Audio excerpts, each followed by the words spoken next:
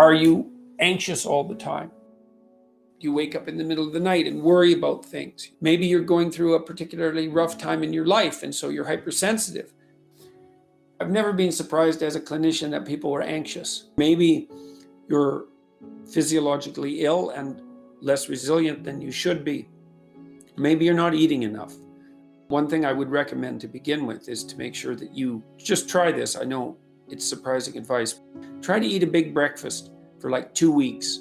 See what happens. See if that drives the worry down. Now, then the next thing I would ask, when does it happen? Like, are these dreams? Are these thoughts before you go to bed? Do you wake up in the middle of the night with these visions running through your head? One of the things you can do that's counterproductive is take one of those fantasies that's torturing you and that you're suppressing, because you will be suppressing it, and let it play itself out.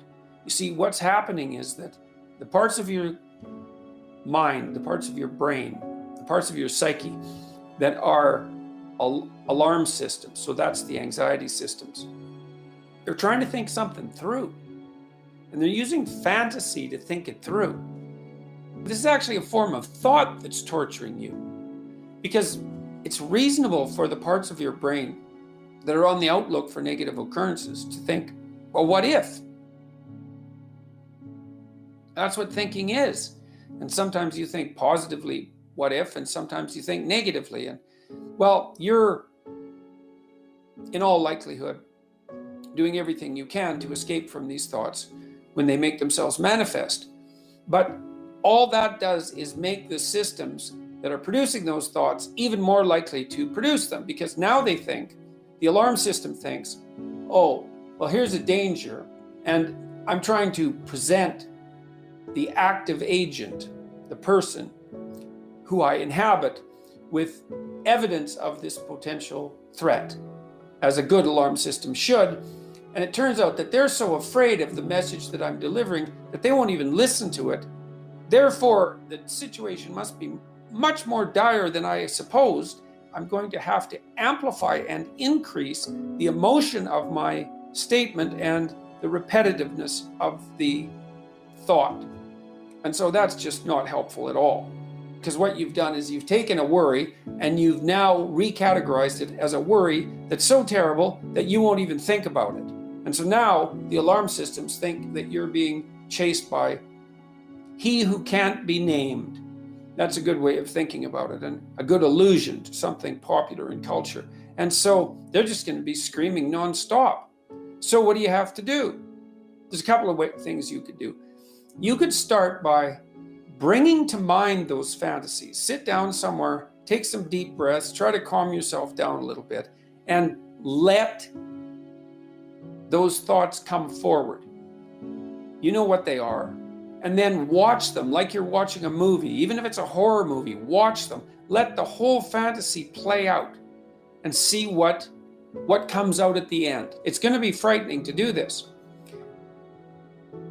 Even if the vision is quite horrific, right? The entire thought is quite horrific.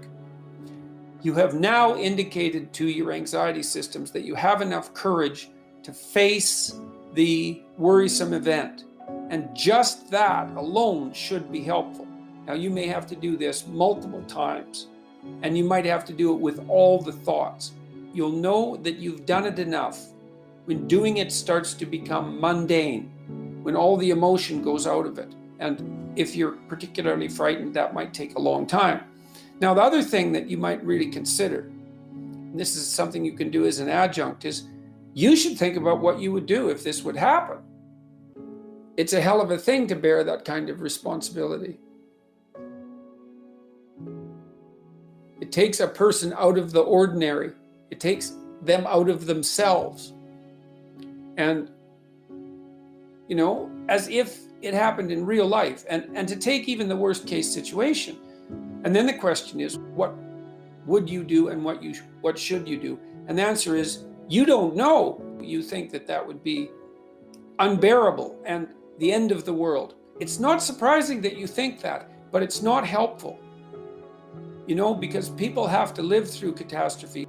It's incumbent upon you to develop the psychological strength to be able to tolerate what it is that you're anxiety alarm systems are tormenting you with. And you might think, well, that's impossible, but it's not impossible, because people live through catastrophe. And they do that in large part by discovering that there are darker and stronger forces within them than they might be willing to appreciate.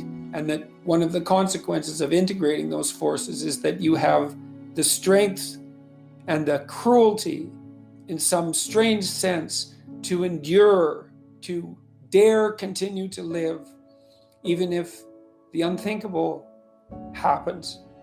And it's no simple matter to think of that as a moral step forward, but people are called upon to be strong, and strong in the face of the worst catastrophe. Your psyche is tormenting you with precisely that. It won't let you go. It'll shake you like a dog shakes a rat. It won't let you go until you deal with it. You deal with mortality. You have the freedom to choose which of the two difficult paths you're going to choose, and the one that involves voluntary confrontation with what tortures and torments you. It's rough, man, but I'll tell you, it's a lot better than living in constant worry. That's the pathway that's going to lead back to the stability that you need. You don't want to bite off more than you can chew, but it doesn't mean that you can't wrestle with part of reality, some part that's small enough so that you have a good shot at victory.